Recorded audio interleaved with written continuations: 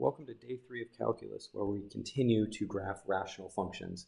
The number one thing you need to remember about graphing rational functions is to be careful. Be careful. It's really easy to make small mistakes. The first thing we're going to do is we're going to see if we can factor the rational function, the numerator of the rational function and the denominator. And in this case, we actually can. The numerator factors into x plus 5 times x minus 3. And the denominator factors into x. Is it plus 3 or minus 3? You have to be real careful. Oh, it is minus 3, x plus 2. Before you cancel anything, find the domain, and remember that's the set of all input values. So it's all the things x can be. So you find what all the things x can't be. And we can't divide by 0, so x can't be 3 because it would make that 0. So x can't be 3. And also x can't be negative 2. Now you cancel. Oh, we can cancel that and that, leaving us with x plus 5 over x plus 2. Anything we cancel, any term, will result in a whole. And in this case, the whole is going to occur at the x value that makes this thing 0, and that would be 3. The question now is, what's the y value there? Well, you take the 3 that you just found and plug it into the simplified function. 3 plus 5 is 8, and 3 plus 2 is 5. So that's where the whole is. Next, let's go for the vertical asymptote. You look at the simplified form and you ask yourself, are there any numbers that make the denominator in the simplified form 0? And that would be x equals negative 2. So we have a vertical asymptote at negative 2. What about the x-intercepts? The x-intercept is when y is 0. So you set the entire thing, x plus 5 over x plus 2 equal to 0. And that's going to be true when the numerator is 0. You can also do this one with cross-multiplying by making it 0 over 1. So it'll be 1 times x plus 5 is equal to 0 times x plus 2. That's going to be x plus 5 is equal to 0. So x is equal to negative 5. So that's the x value of the x-intercept, and the y value is going to be 0. Now what about the y-intercept? That's going to occur when x is equal to 0, and you plug x equal to 0 into the simplified form, and you get 0 plus 5 over 0 plus 2, which is 5 over 2, meaning the y-intercept is going to be 0, 5 over 2. So we've found the domain, there's a whole, vertical asymptotes, y-intercept. All that's left now is the end behavior, your favorite, and that's the limit as x goes to infinity of the function, and then also the limit as x goes to infinity of to negative infinity of the function, x plus 5 over x plus 2. You look at the simplified form. So when you're looking at this function right here, what are the only terms that matter when x gets huge? The only terms that matter when x gets huge are going to be the leading term, so it's x in both cases. So it's the limit as x goes to infinity of x over x. Well, x over x is 1, so that's the limit as x goes to infinity of 1. Now we need to find, does it approach it from above or below? Well, let's just take a look at the original, for example, for a second. When x gets big, let's say it's a billion or a trillion or even 10, the top, it doesn't matter. The top is always going to be a little bit bigger than the bottom. The top is always going to be a little bit bigger than the bottom, which means it's always going to be a little greater than 1, so it's approaching from above 1. Similar algebra here for the other direction. As it goes to negative infinity, it's x over x, so that's the limit as x goes to infinity of 1. Well, what side does it approach from? You have to be very careful about this because now x is going to negative infinity. Let's say you plugged in a negative number. Let's say it was negative 10, for example. Negative 10 plus 5, negative 10 plus 2 is going to be negative 5 over negative 8. Well, the negatives are always going to cancel, but this number is always going to be less than 1. It's going to approach 1, but it'll be less than 1, so it's going to approach from below. Now the trick is going to be putting it all together, to put it all together. So let's do that.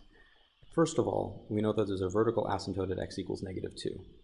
I love doing the asymptotes first. So there's our first piece, x equals negative 2. Let's plug in our intercepts next. So we have an intercept here at negative 5, 0, so that's here. And we also know we have a y-intercept at 0, 5 over 2, which is 2.5, which is right there. We also know the end behavior is 1 in both cases, so we know we have a horizontal asymptote at y equals 1. So let's use blue here for that. So Oh, that's y equals 2. I put that in the wrong place, you see. So I need to put it below at 1. 1 is actually, where is that? That's right here. So there is your horizontal asymptote, y equals 1. We have those intercepts now. We also know as we go to infinity, right here, it goes to 1 from above. As x goes to infinity, it approaches 1 from above. We also know it crosses at this, that point, so it's approaching from above 1, and then we also know it approaches from below going the other way. Now what we have left to figure out is what happens in the middle. What happens in the middle? And that's described as the limit as x goes to 2 from the right of the function, x plus 5, sorry, negative 2. So we're not approaching 2, we're approaching, x approaches negative 2 from the right. So that's what happens as you get closer from the right, We look at this and you say, well, if you're approaching negative 2 from the right, the top is always going to, as this goes to negative 2, as x goes to negative 2, the top is always going to go to about 3. Right? It's always going to be about 3, right? But then below, if it's negative 2, something that's about negative 2 from the right, negative 2 from the right, so it's like negative 0.20, like 0.21 plus 2 is negative 0.1. So it's a small negative number. A small, excuse me, one small correction there. It's supposed to be, we're going to negative 2 from the right.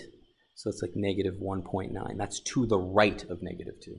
So when you add 2 to that, you end up with something about a positive 0.1.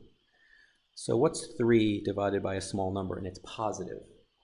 Well, that's going to be big. It's going to be big positive. Another way to think of this is, are there any other y-intercepts? There are no other y-intercepts. So it's going to have to go up, because it can't go back down. It can't curve back like that. Can't curve back. It's got to go up because this is going to get big. Well, if you get closer, remember here's negative 2. As you approach negative 2 from the right, you could have negative 1.999. That would be like right there. This would turn into 0.01, so it would be bigger.